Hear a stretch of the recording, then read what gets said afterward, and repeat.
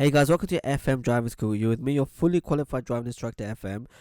We're gonna give you a few top tips in how to pass a driving test. So do watch it to the end. Obviously, it's 2021. We didn't take any driving lessons for a long period of time, and the driving test has been delayed. So hopefully, this video, these few tips will give you a little bit more of an advantage when you do take your driving test. So let's get straight into it. So here's a driving test center. If you've got a test coming up and you've never been to the driving test center, go check it out, because maybe it's hidden away. Maybe you don't know exactly where it is. So I would say advise you go check it out so that you're not late. So previously, before the COVID situation, you'd be waiting inside the test center and the examiners come out to you. So we're just walking in now into the waiting area. So here we are. This is uh, here we go. We're just walking in, and so you'll be sitting here. But obviously, due to the COVID situation, they now come out to you, and let's just show it to you. Here we go. It says, "Please wait with your car, and your examiner will meet you there." So now, when you get to the driving test center, you wait for the examiner to come out to you. Get there about 5 minutes early, 5 to 10 minutes early, and wait beside your car. The examiners will come out to you. That's the first thing to understand. Don't also forget the examiners are very strict because of the COVID situation, that you have to have a face mask. So have something that's a bit strong and not flimsy, because if it breaks during the test, the examiner has the right to terminate the test. They don't have to be inside the car if you're not wearing a face mask, unless you got a valid reason. So go check out the government's website to find out what the valid reasons are. So previously, you could do the test without the face mask. It was quite comfortable. So I know a few students have had problems. For example, the glass is steaming out. Maybe it's hot as well. You're finding it slightly suffocating. But unfortunately, the examiners are not going to do the test without the face mask. So unless, as I said, you got a valid reason. So make sure you have it. If you're taking your own car, make sure you're insured, you have the proper documentation. And when you get to the test center, if the test center has bays, park facing out of the bay. So just like my car here, we're facing out of the bay. You don't want to be parked facing towards the hedge in this case, because when you start the test, you're going to have to reverse back out. So make it easy for yourself, park away from the wall or the hedges. Make sure you have your O plates and a spare mirror, like an interior mirror. If you don't have one, the examiner should have one in the office. One of the first things the examiners do when they get out into your car, they're going to check your tires, all four of your tires. So make sure they're not flat, they're roadworthy, they have the legal tread depth requirements. The examiner can actually terminate your test before you even begin. The other thing is, if you're taking your own car, don't have an empty tank. Don't even have one bar in your tank, or even the flashing light of an empty tank. Even though maybe it can last the 40 minutes, you could argue, oh, my car will last. The examiner's point is, but it could break down at any moment. It could stop at any moment. So again, they will terminate the test.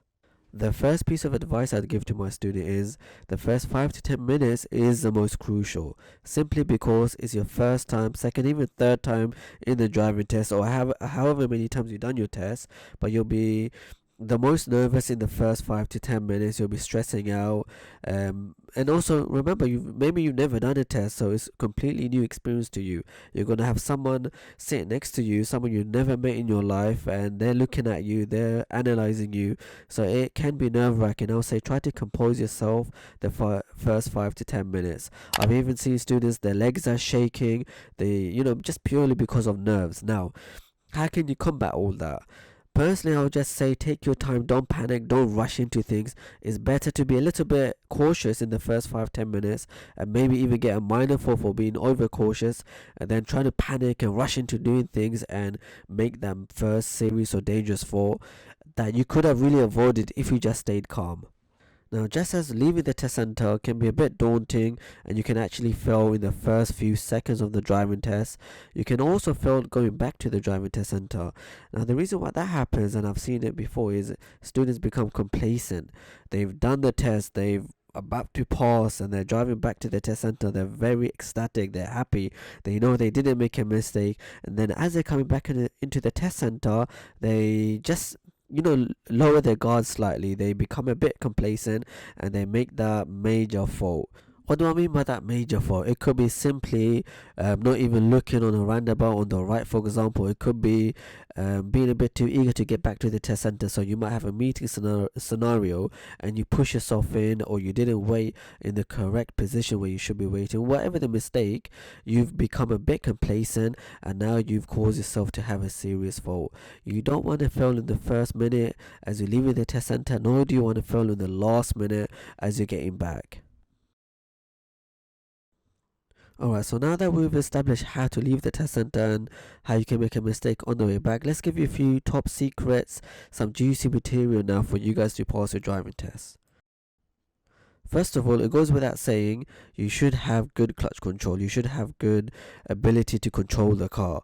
If you're constantly revving the car, or you're jerking the car, or you're stalling consistently, there's a sign that, okay, maybe there's something wrong with your driving. If I'm an examiner, even as a teacher, when I get a new student and they've driven before and they come into my car and they're jerking their car, revving their car, no control, no smoothness to the car, as a teacher, we can give them the benefit of the doubt, saying, okay, it's a different car, they have to get used to the car, it will take a bit of time, 1 or 2 lessons, whatever the amount of time they need.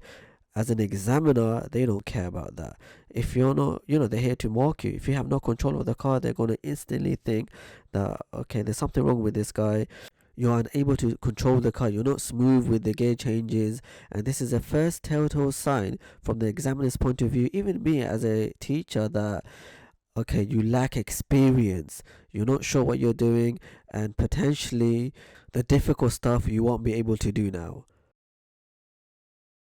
The next tip I'll give is driving on the left hand side. So the right lane is usually for overtaking vehicles. So anytime you find yourself on the right lane, try your best to get yourself back into the left lane. Check your mirrors, indicate, unless you know you're going to be turning right.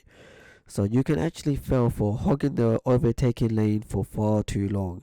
An indication you're in the overtaking lane is if you see cars coming and undertaking you from the left side. If they're doing that, think about why they're doing that, and potentially it's because you're blocking them from overtaking you from the right side. Let's talk about bus lanes, because now this is interconnected with driving on the left hand side. You should be able to read the bus lane times and see when it's in operation. If it's not in operation, you should be using it. Again, if you don't use it, now actually you're on the right hand side of the 2 lanes. The bus lane is now your left lane, and you should be actually moving back into the left lane and letting cars overtake you on the right side. Again, potentially you can fail for not using the bus lane for far too long. If the bus lane is quite short, then of course the examiner probably won't be faulting you. In terms of indicators, okay, so apply your routine MSPSO routine, make sure you indicate at the correct times. But let's talk about indicators on roundabouts. Now, again, commonly I've seen this happen as well. If you're taking the first, second or third exit, you should indicate or don't indicate at the correct times. Let's give you an example. You're taking the third exit, you should be indicating right. Now, sometimes because students, they're focusing on where to go, maybe where's the third exit, watching out for maybe even the road markers and the cars around them, so they forget even the smallest of things, which is an indicator. Try your best. I mean, that's the whole point of this video, the tips. Try your best not to forget that indicator. And the other thing that could happen, maybe you did indicate but it's come off. Be sharp enough, realize that it's actually come off, and put it back on. Again, another common mistake, if it comes off, put it back on. For those of you who have been taking regular lessons or been driving on the UK roads quite regularly, I'm sure you've noticed loads of zebra crossings and pedestrian crossings. So my advice to you is anticipate, scan. When you come near a zebra crossing, notice pedestrians around them. Be prepared, anticipate that they may cross. So a common mistake is as the students driving, there's pedestrians around, but they for some reason think, nah, the guy's a bit too far, they're not gonna cross. Whatever you guys are thinking, maybe there's too many things happening. Make sure, I would say as an experienced teacher, is scan thoroughly. If you see pedestrians around, anticipate their movement. Watch how they're walking. Are they slowing down? Watch at the angle that they're walking at. Maybe they're going towards a zebra crossing. If they are, be ready to react to them and stop. Don't think about, or let me make it in time before they cross. You should not be thinking like this. No, you should be thinking about safety. If that person is going to cross, let me be ready to stop. Another really important tip I'm going to give you, and I can't stress this enough because a lot of people underestimate this, is your mirror checks, is your 6 point checks. Okay, so especially say you haven't been taking regular driving lessons or any driving lessons, and you've driven by yourself with your family, with your mates, or even abroad.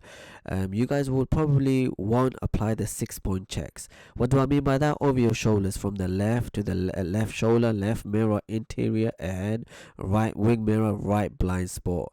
Make it obvious. Move your head around when you're doing your blind spot checks, when you're checking your mirrors.